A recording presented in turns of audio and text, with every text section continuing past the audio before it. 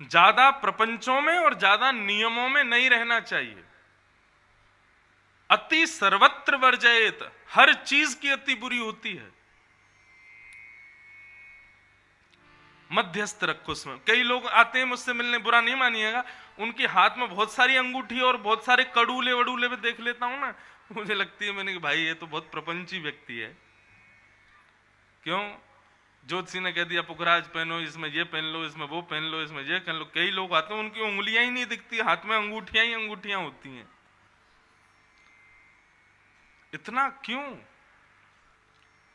एक ठाकुर जी पे विश्वास रखो ना।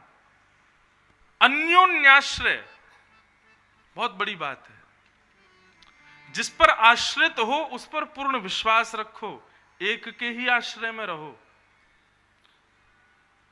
अब हम वृंदावन वाले कृष्ण को सर्वस्व मानते हैं, तो इसका मतलब यह नहीं है कि महाकाल पूजन करने नहीं जाते। महाकाल भी जाते हैं, उज्जैन भी जाते हैं, केदारनाथ भी जाते हैं, गंगोत्री भी जाते हैं, और वैष्णो देवी भी जाते हैं, सब जगह जाते हैं। लेकिन हृदय में केवल एक ही है। कौन? श्याम सुंदर। ददरुआ धाम जाते हैं, ददरुआ सरकार को प्रणाम करते हैं, तो प्रणाम करके यही कहते हैं, हे हनुमान जी महाराज, ऐसी कृपा करो कि कृष्ण में हमारी और भक्ति बढ़े। हे महाकालेश्वर महादेव, कृपा करो कि श्री कृष्ण में और प्रेम बढ़े। हे वैष्णो देवी जगदम्बा, ऐसी कृपा करो कि श्री कृष्ण हमसे सदा प्रसन्न रहें। भक्ति ऐसी होनी चाहिए, एक के प्रति सर्व समर्पित। सबको खुश करने में लगे रहोगे तो फिर बच्चे कुछ नाराज होंगे, बोले उसको कर रहे हो तो हमको भी करो। इसलिए भैया केवल जड़ में पानी डालो, पत्तों में पानी मत डालो। पत्तों में पानी डालने से कुछ नहीं होगा, जड़ में पानी डालने से वृक्ष हरा भी होगा, पुष्पित भी होगा और फलित भी होगा। और वृक्ष कौन है? स्वयं नारायण। और वही नारायण ब्रज में गोवर्धन के रूप में विद्यमान है, और ब्रजवासियों ने उन्हीं गोवर्धन को वंदन किया, उन्हीं की पूजा की।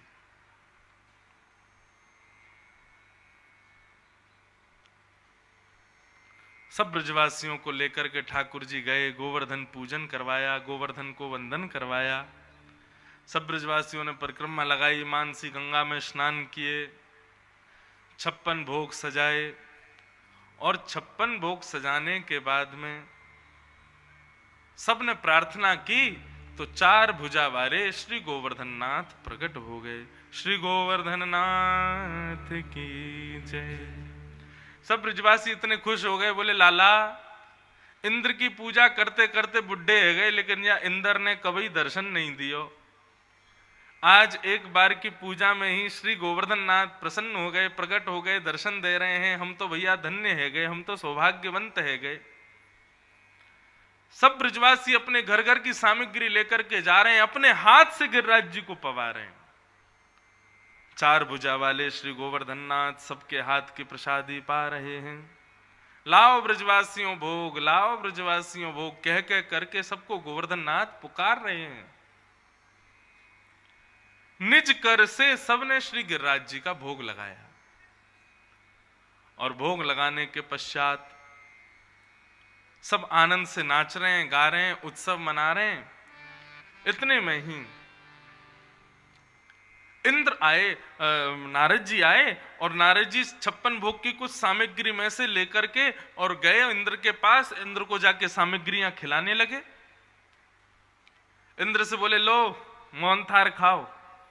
इंद्र ने खाया, बोले बड़ा स्वादिष्ट लग रहा है प्रभु, कहां से लाए? बोले अच्छा लग रहा है? बोले बहुत बढ़िया लग रहा है। लो रसगुल्ला खाओ। इंद्र ने रसगुल्ला खाया, बोले बड़ा स्वाद है प्रभु, लाए कहां से हो? बोले वो तुम्हारी पूजा बंद हो गई है ना आजकल। ब्रजवासियों ने गोवर्धन की पूजा को स्वीकार कर लिया, आज से प्रारंभ कर दिया, तो 56 भोग बांटे जा रहे थे, मैंने सोचा तुमको भी खिला दूं थोड़ा सा।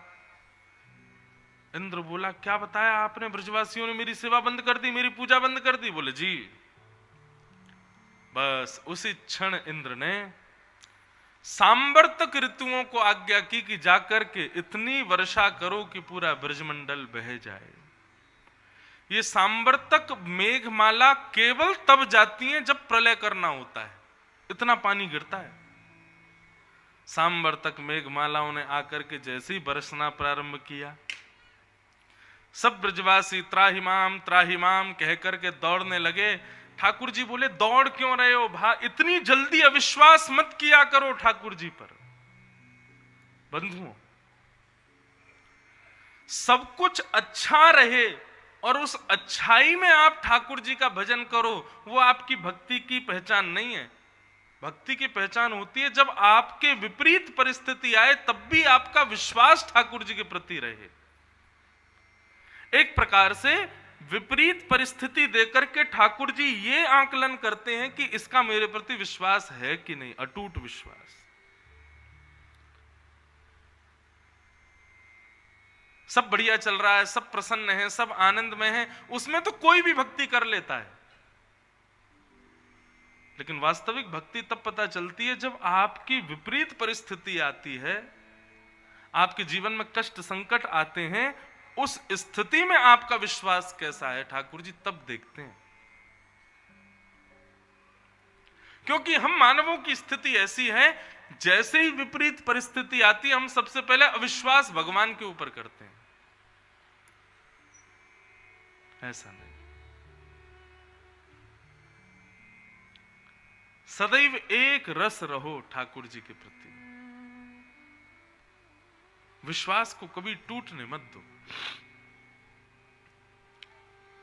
सब ब्रजवासी भागने लगे, दौड़ने लगे। भगवान बोले कि अरे, अभी तुमने अपने हाथों से 56 भोग खिलाया, अभी तुमने इतनी सेवा पूजा की, और अब वर्षा होने पर, इंद्र के प्रकोप होने पर तुम सब लोग भाग रहे हो। क्यों भाग रहे हो? सब ब्रजवासी बोले, अपनी जान बचाने को भाग रहे हैं। बोले, अरे जिनकी शरण में आए हो उन पर विश्वास करो ना, वो रक्षा करेंगे आपकी।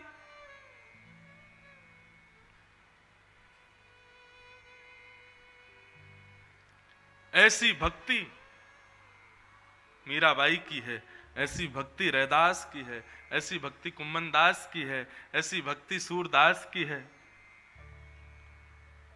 रैदास को नदी में स्नान करते हुए ठाकुर जी मिल गए। रैदास एक उच्च जाति के नहीं थे, लेकिन बंधु एक बात कहें, ये जाति भेद आदि ये सब मानव देखते हैं, भगवान कभी नहीं देखते। ठाकुर जी ने वर्ण व्यवस्था की है, लेकिन वर्ण के हिसाब से ऊंचा नीचा देखने का ये स्तर हम लोगों ने किया, ठाकुर जी ने नहीं किया।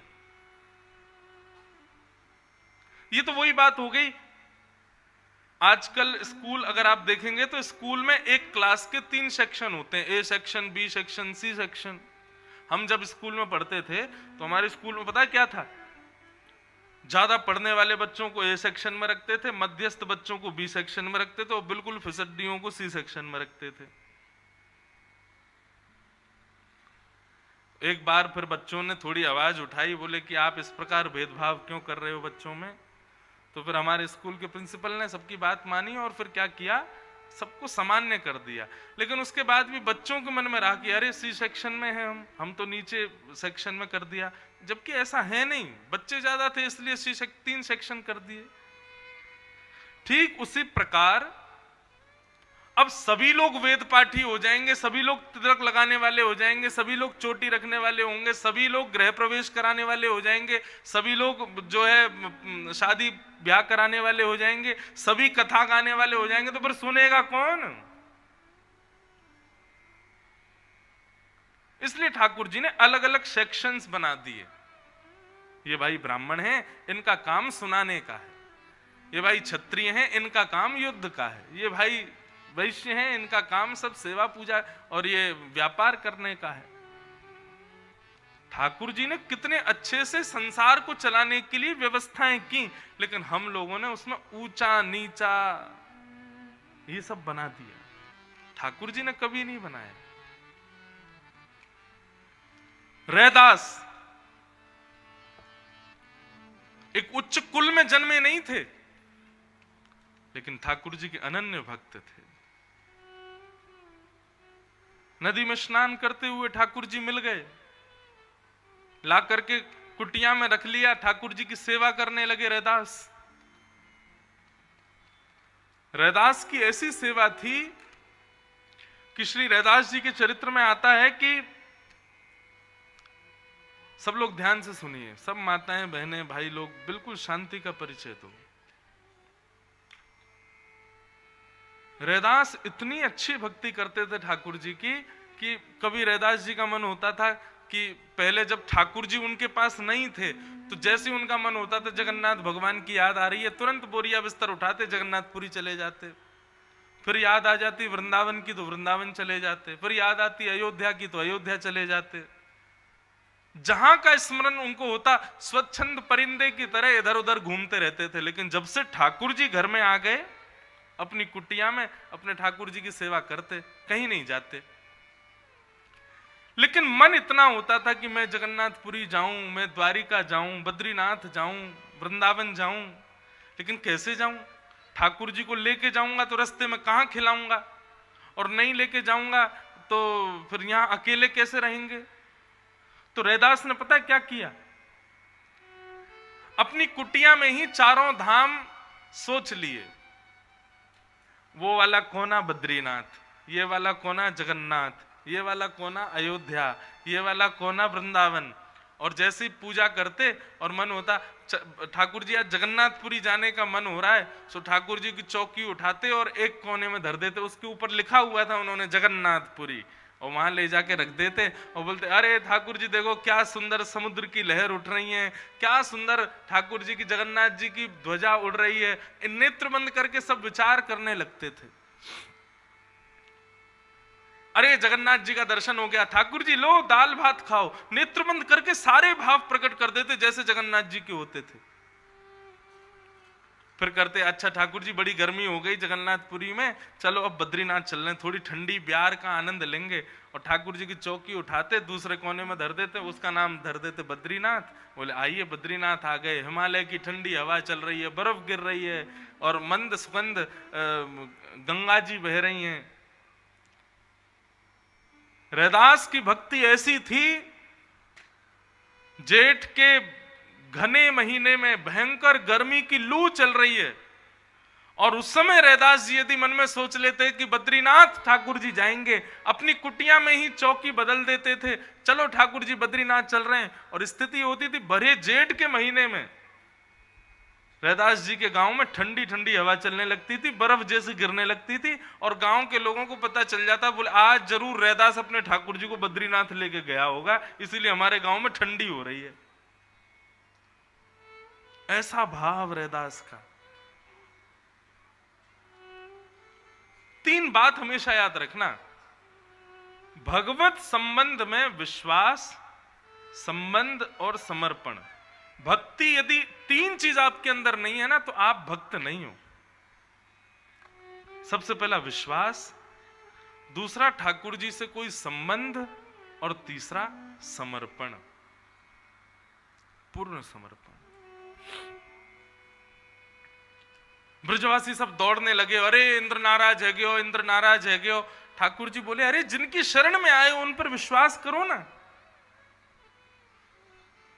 सब ब्रजवासी दौड़ने लगे। इतने में ही ठाकुर जी गए और एक तरफ से गिरिराज पर्वत को थोड़ा सा ऊपर उठाकर के नीचे भुजा डाली और देखते ही देखते सब ब्रजवासियों के मध्य में 7 बरस के कृष्ण ने 7 कोस लंबे चौड़े गिरिराज को अपने बाम हस्त की इकन्नी उंगली पर धारण कर लिया। आ जाओ सब ब्रजवासी, या गिरिराज पर्वत के नीचे खड़े है जाओ। सब ब्रजवासी दौड़ करके गए, अपने मोटे मोटे लठ लगा दिए महाराज गिरिराज जी पर।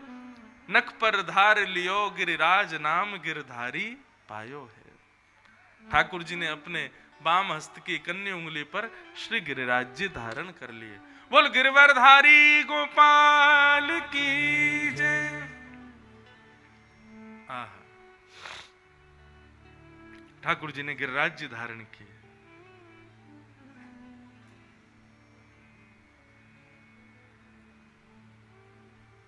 सब ब्रजवासी खड़े हैं, अपने अपने डंडा लगा करके खड़े हैं। जैसे ही मानो गिरिराज जी उठाए, सबने आके अपने डंडा लगा लिए और सब बोले लाला तू चिंता मत करे, हम सबने अपने डंडा लगा लिए, तू अपनी उंगली नीचे कर ले। ठाकुर जी बोले तुम्हारे डंडा अंत कछु ना होगा, हटा लो इन्हें। ब्रजवासी बोले ज्यादा बात मत बनावे लाला, या नेक सी उंगली को ऊपर करके खड़ो है, चल या नीचे कर ले, हमारे डंडान पे खड़े हैं गिरिराज जी, तू नीचे कर ले। ठाकुर जी मुस्कुराने लगे, बोले इतने बड़े गिरिराज पर्वत तुम्हारे इन डंडान पर टिके हुए हैं? बोले तू क्या सोच रहा, तेरी उंगली पर टिक रहे हैं? बोले और नहीं तो क्या। ब्रजवासी बोले अब चल ज्यादा बात मत बनावे, उंगली नीचे कर ले। ठाकुर जी बोले देख लो हम नीचे कर लेंगे। बोले तू कर ले, ठीक है, तो फिर आप लोग संभालो, हम अपनी उंगली हटा लेते हैं। बोले हटाओ। जैसे ही ठाकुर जी ने जरा सी अपनी उंगली ढीली की, इतने में ही विशाल, अच्छा एक बात बताएं, आप सब लोग गोवर्धन गए हो, गिरिराज पर्वत के दर्शन किए हैं। श्री गर्ग संहिता के अनुसार गिरिराज जी इतने छोटे नहीं थे जब ठाकुर जी ने उठाए थे। 7 कोस लंबे, 7 कोस चौड़े और 7 कोस ऊंचे। मतलब गिरिराज जी का यदि शिखर देखेंगे तो वे आकाश में होता था, शिखर का तो दर्शन ही नहीं होता था। ऐसा भी कह दिया जाए तो कोई अतिशयोक्ति नहीं कि गिरिराज जी के शिखर पर बर्फ ही जमी रहती थी, इतने बड़े थे गिरिराज जी। वो तो तिल भर रोज पृथ्वी में प्रवेश कर रहे हैं। इसलिए अब जो हमको दर्शन होता है ये गिरिराज जी का शिखर है। जो ठाकुर जी ने जब गिरिराज जी उठाए थे उस समय ये शिखर आकाश में था। इसीलिए तो ठाकुर जी गैया चराने गिरिराज जी पे जाते थे। अब आप लोग विचार करो, वृंदावन से 20-22 किलोमीटर है, अगर आज भी कोई व्यक्ति पैदल पैदल जाए तो गिरिराज जी जाके वापस आना एक दिन में, तो मतलब गए और तुरंत आए तो भी सुबह निकलोगे तो रात तक आ जाओगे। ठाकुर जी गैया चराने जाते थे। गैया चराने का मतलब है कि ठाकुर जी गिरिराज पर्वत पर जाके आराम करते थे, गैया चरती रहती थी और शाम होने से पहले ठाकुर जी वापस आ जाते थे और दोपहर भोजन करने के बाद जाते थे। इतनी जल्दी गिरिराज जी कैसे पहुंच जाते थे? फिर गिरिराज जी की चौड़ाई इतनी थी कि वो वृंदावन की सीमा का स्पर्श करती थी। यमुना जी बिल्कुल समीप ही गिरिराज जी के बहती थी जब ठाकुर जी थे उस समय पर। वो तो धीरे धीरे धीरे धीरे भीतर चलते चले गए, सारी चौड़ाई जो गिरिराज जी की थी वो पृथ्वी में समा गई। अब जो दर्शन होता है शिखर है गिरिराज जी का। जिस दिन गिरिराज जी दिखने बंद हो जाएंगे उसी दिन प्रलय, घनघोर कलिकाल आ जाएगा। हम सब लोगों का सौभाग्य है कि हम लोग आगामी 100 वर्ष के अंदर अंदर हम सब निपटने वाले हैं। हम सब चले जाएंगे 100 साल के अंदर अंदर। हमारे बाद जो आने वाले हैं ना, बड़ी खतरनाक समय आने वाला है महाराज। कभी कभी मुझे लगता है कि हम बड़े सही समय में हमारा जन्म हो गया है, क्योंकि हमारे बाद जो वंश होगा, उसके बाद जो वंश होने वाला है, उस समय तक तो प्रचंड कलयुग आ जाएगा। कभी कभी मुझे बड़ी चिंता होती है कि हमारा बुढ़ापा बहुत खतरनाक जाने वाला है। क्यों? आजकल की स्थिति बड़ी विचित्र हो गई है। आज के बड़े बुजुर्ग कहते हैं अरे हम लोग जब छोटे थे तब इतने अच्छे व्यवहार होते थे लोगों का, इतना अच्छा स्वभाव होता था लोगों का। जितनी टेक्नोलॉजी हाई होती जा रही है, जितने ज्यादा हम लोग इंटरनेट और फोन के आदी होते जा रहे हैं, उससे लगता नहीं है कि आने वाले समय में संबंधों की कदर होगी। अभी नहीं बची। आदमी अपने माता पिता को तो भज नहीं पा रहा, संभाल नहीं पा रहा, भगवान को क्या भजेगा? वो जिसने जन्म दिया, जिसने पाला पोसा बड़ा किया, उन माता पिता की सेवा बालक, आज के बालक नहीं कर पा रहे, वो उस भगवान की सेवा कैसे कर लेंगे जिनको उन्होंने कभी देखा ही नहीं है? बहुत भयानक समय आने वाला है। इसलिए खुश हो जाइए कि आप सब लोग और मैं, हम सब लोग बड़े सही समय में हमारा जन्म हो गया है और सही समय में हम सब लोग निपट लेंगे। हमारे बाद जो पीढ़ियां आने वाली हैं, जन्म लेते ही बालक फोन ना चलाने लग जाए तो आप कहना।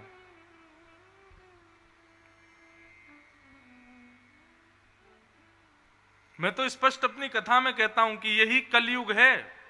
कलयुग का सतयुग का राक्षस हिरण्यकश्यप, द्वापर का राक्षस, त्रेता का राक्षस रावण, द्वापर का राक्षस कंस और कलयुग का राक्षस ये है फोन, यही है। आप कभी भी देख लो राक्षसों के नियम क्या होते हैं। व्यक्ति को भगवान से दूर करना, व्यक्ति को परिवार से दूर करना। मैं ही सर्वस्व हूं, मुझे भजो, मेरे को ही देखो, मुझे ही प्रणाम करो। आज यही स्थिति हो गई हम लोगों की। कहां प्रातःकाल उठ के रघुनाथा, मात पिता गुरु ना वही माथा। माता पिता गुरु को प्रणाम करते, आजकल प्रातःकाल उठते इसको प्रणाम करते हैं हम। उठते ही यदि तकिया के नीचे फोन नहीं दिखे तो आधा heart attack, minor heart attack तो आ ही जाता उसी समय। कई लोग हैं कथा में भी बैठे रहेंगे तो नीचे नीचे चलते ही रहे, क्या चल रहा है इसमें, कौन कहां जा रहा है, कैसे कर रहा है, सब चलता रहता है। ये कलयुग का राक्षस है। मुझे सच में लगता है कि भगवान कल की आएंगे तो किसको मारेंगे, कोई राक्षस तो बचेगा नहीं, इसी को खत्म करेंगे। अभी इतने आदी हो चुके हैं फोन के, कभी कभी मुझे लगता है जैसे पुराने समय में सुपारी देते थे ना लोग, उसको जाके मार दो, हमारा दुश्मन है। कभी कभी लगता है आगामी 100-150 साल बाद आदमी को मरवाना होगा तो कहेंगे उसका फोन चोरी कर लो। क्यों? फोन चोरी करते ही अटैक आ जाएगा उसको।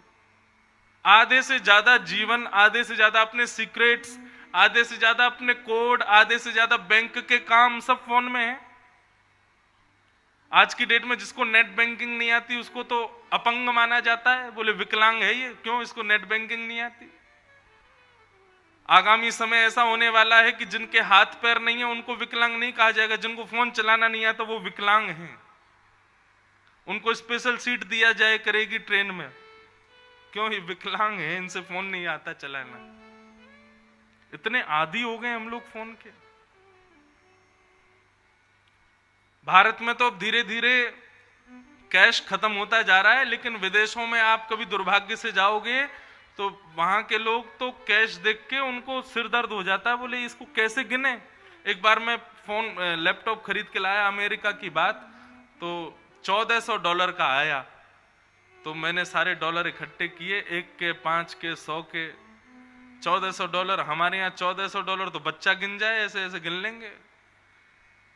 अब मैं जब गया तो लैपटॉप खरीदने के लिए, तो उसने कहा $1400, तो मैंने उसको दे दिए, मैंने लो। तो जैसे ही उसने नोट देखे तो 5 लोग बुलाए उसने, एक एक के एक को दिए, 100 के एक को दिए, 50 के एक को दिए, और उससे पूछता है तेरे 50 के कितने नोट हैं? बोले इतने नोट। तेरे एक एक के कितने हैं? बोले इतने। तेरे 10-10 के कितने? इतने। मेरे 100 के इतने। पर कैलकुलेटर प्लस कर रहा, ओके 1400। मैंने की जय हो भैया देवता तेरी। मैंने हमारे भारत में कोई गली मोहल्ला के बालक ने दे दे वही गिन देंगे। लेकिन अब धीरे धीरे कैश खत्म हो रहा है, हम लोग भी नेट बैंकिंग शुरू कर रहे हैं।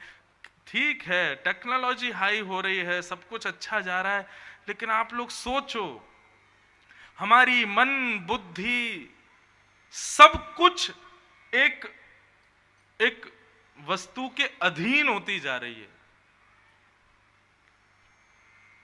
और वो दिन दूर नहीं है कि हमारा जीवन इसी से ही चलेगा।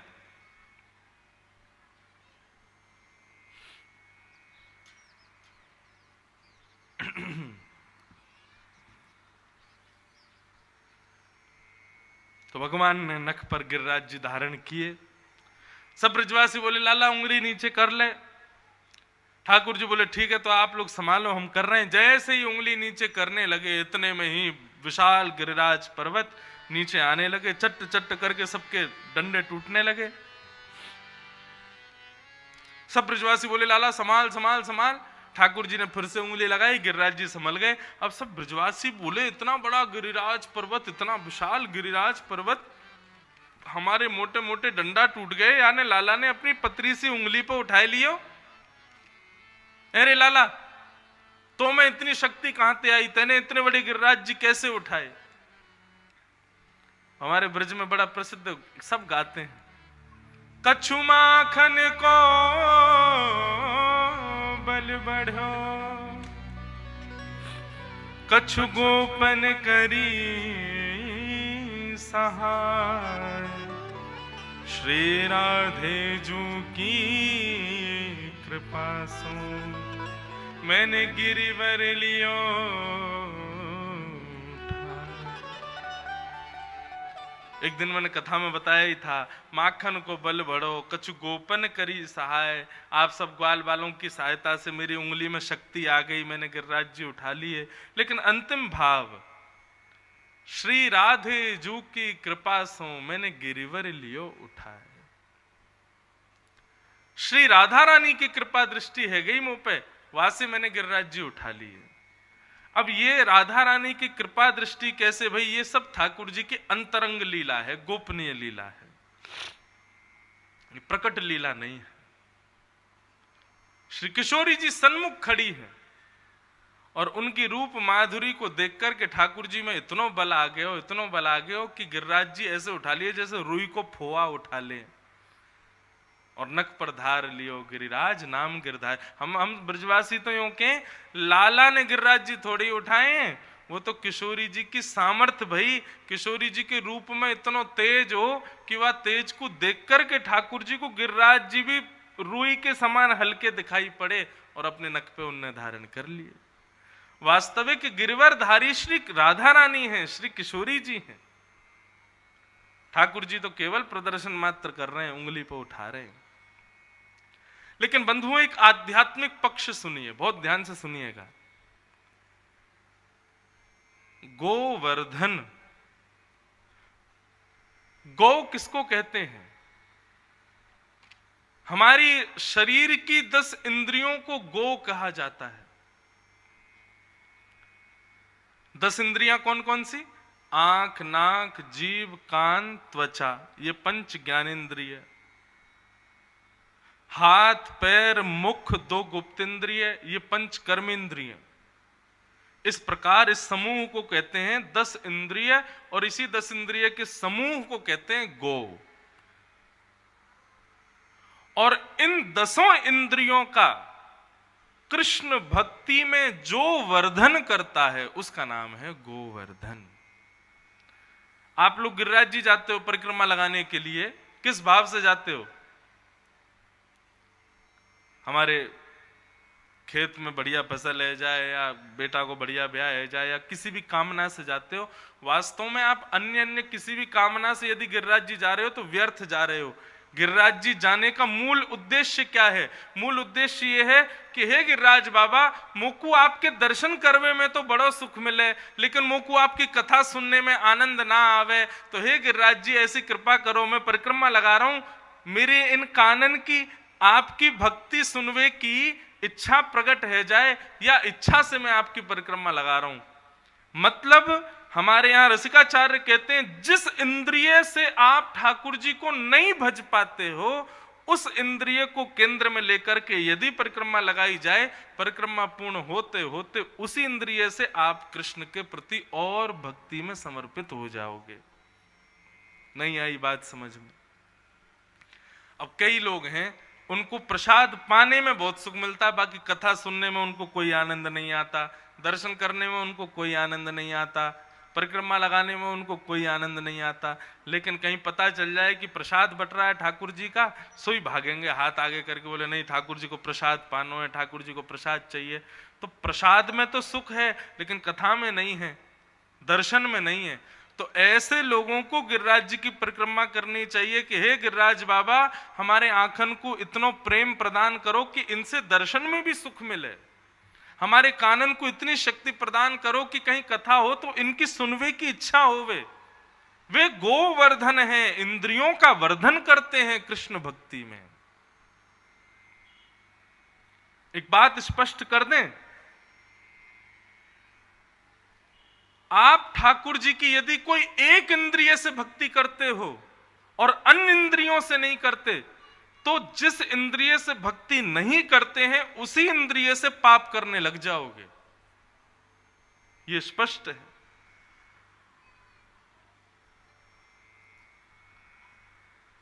वृंदावन में अधिकतर लोग किस लिए आते हैं पता है? चाट खाने, बल्ले खाने, लस्सी पीने, पकोड़े खाने, इसलिए आते हैं। अधिकतर पंजाब तरफ, हिमाचल तरफ के लोग बहुत आते हैं वृंदावन। कभी कोई आए वृंदावन तो उससे पूछो कि भैया वृंदावन गए थे? बोले जी गए थे। क्या देखा वृंदावन में? अरे महाराज, ब्रजवासी के पेड़े, क्या बताना उनका, कितने बढ़िया थे। वो बिहारी जी के बाहर लस्सी की दुकान थी, उसकी लस्सी बहुत बढ़िया थी।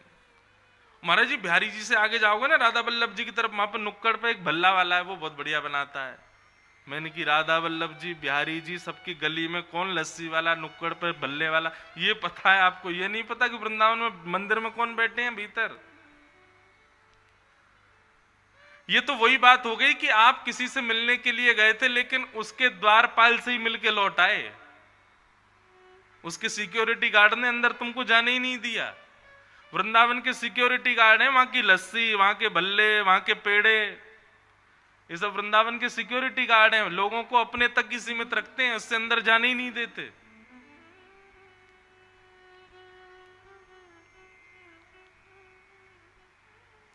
अपनी प्रत्येक इंद्रिय से भक्ति करो। नेत्रों से देखने में सुख मिले, कानों से सुनने में सुख मिले, मुख से बोलने में सुख मिले, हाथों से करताल बजाने में सुख मिले। अब मैं बोलता हूं ताली बजा के गाओ, तो कई लोग तो ताली बजाते हैं, कई लोग तो फिर भी नीचे यूं यूं करते रहते। बोले कहा करें, समय काटना है। ताली ऐसे ही नहीं बजवाई जाती है, ताली इसलिए बजवाई जाती है, ये इंद्रियां कर्म करवाती हैं हमसे। अब कोई आदमी यदि किसी को गोली मार दे, उसको जेल हो जाए, तो वो यूं कहेगा कि मुझे फांसी मत चढ़ाओ, मेरे हाथ को फांसी चढ़ा दो। क्यों? इसने गोली मारी थी, मैंने थोड़ी मारी है। अरे हाथ कोई अलग है, तुम्हारा ही तो है। इसी हाथ से करताल बजाओगे ठाकुर जी के कीर्तन में, तो ये हाथ पवित्र होंगे। कल को इन हाथों से जब कर्म करने जाओगे तो ये हाथ सत्कर्म ही करेंगे, क्योंकि ठाकुर जी की भक्ति में इनसे करताल बजी है। क्यों कहा जाता है परिक्रमा लगाओ, ठाकुर जी की कथा में नृत्य करो?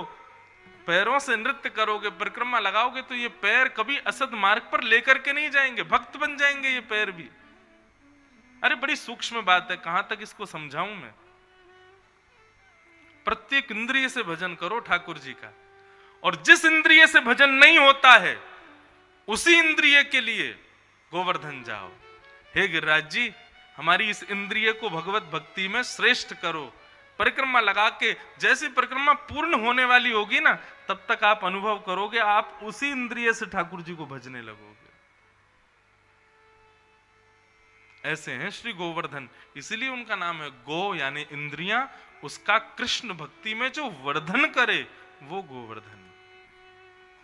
गोवर्धन की परिक्रमा की प्रथा इसलिए नहीं है कि हमारी मनोकामना पूरी हो, बल्कि इसलिए हमारी इंद्रियां ठाकुर जी की हो जाएं, इसलिए गोवर्धन की परिक्रमा है। बंधुओं, आज की कथा ज्ञान, वैराग्य आदि आदि सब चीजों से कल तक सब हो गया। अब आज से तो प्रेम भक्ति की कथा और प्रेम की चर्चा सबको समझ में नहीं आती है, इसलिए बहुत ध्यान से सुनिएगा। ठाकुर जी की भक्ति करना सब जानते हैं, पूजा करना सब जानते हैं, सेवा करना सब जानते हैं, लेकिन ठाकुर जी से प्रेम हर कोई नहीं कर पाता। इसलिए हमारे नाना जी तो निवेदन करते थे कि लाला, ये प्रेम की चर्चा ठाकुर जी की सब जगह कहने को विषय ना है, इसका केवल स्पर्श मात्र किया करो, क्योंकि सब योग्य नहीं होते उसके।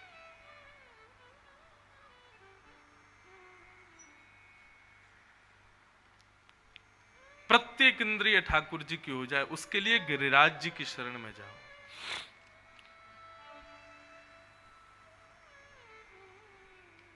ठाकुर जी ने गिरिराज जी 7 दिन 7 रात्रि पर्यंत अपने नख पर धारण करके रखे। 7 दिन के बाद जब इंद्र ने वर्षा बंद की, तब ठाकुर जी ने गिरिराज जी को पुनः व्यवस्थित किया। अब यहां पर एक संशय मन में प्रकट होता है, कर्तुम अकर्तुम अन्यथा कर्तुम समर्थ ईश्वर। ईश्वर कौन? जो कोई ना कर सके वह भी जो कर दे वो ईश्वर है। और जो सब करते हैं उसको भी ना करे वो ईश्वर है। कर्तुम अकर्तुम अन्यथा कर्तुम समर्थ ईश्वर है। भगवान चाहते तो गिरिराज जी उठाए थे, उसके बाद भ्रगुटी टेढ़ी करके यदि इंद्र की ओर देख लेते तो इंद्र की मजाल नहीं थी कि वो वर्षा कर दे। इंद्र ने 7 दिन तक वर्षा नहीं की है। इंद्र ने वर्षा रोकी कब? भगवान के क्रोध करने पर भी इंद्र ने वर्षा नहीं रोकी। इंद्र ने वर्षा तब रोकी जब इंद्र ने देखा कि मेरा तो भंडार ही खत्म हो गया, जल ही नहीं बचा है, तब इंद्र ने वर्षा रोकी है। इसका मतलब ठाकुर जी ने ना तो इंद्र को रोका, ना तो इंद्र पर गुस्सा किया, ना ही एक बार भी संकेत किया अरे इंद्र तू पूरे ब्रजमंडल को बहाने का प्रयास कर रहा, रोक दे नहीं तो तेरी खैर नहीं है। ठाकुर जी ने कुछ नहीं कहा इंद्र को। क्यों? और 7 दिन 7 रात्रि ऐसे ही खड़े रहे। इसके पीछे कारण क्या है? तब महाकवि श्री जयदेव कहते हैं, अभिनव जलधार सुंदर धृतमंदर धृतमंदर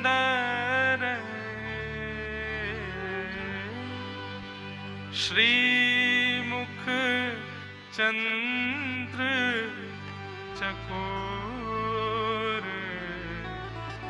जय जय देव हरे। जयदेव महाप्रभु।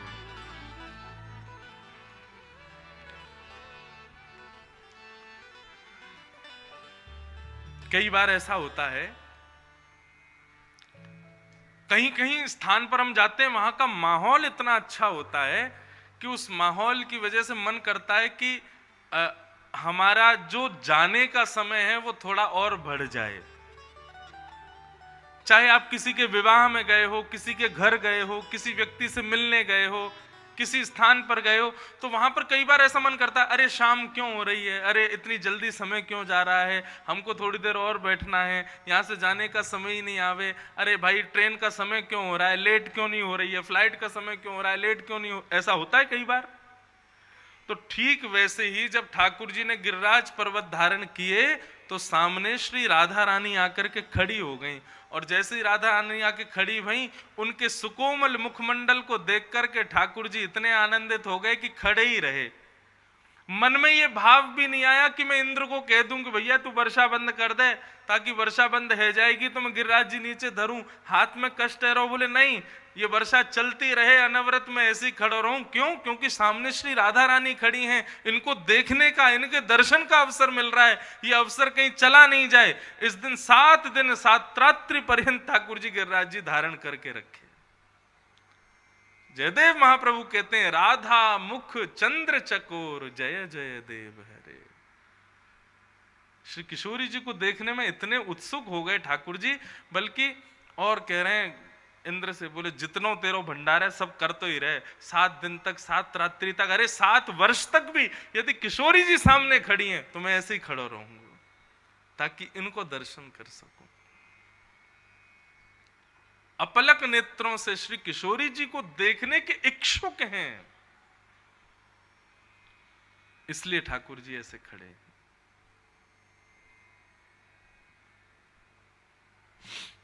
आह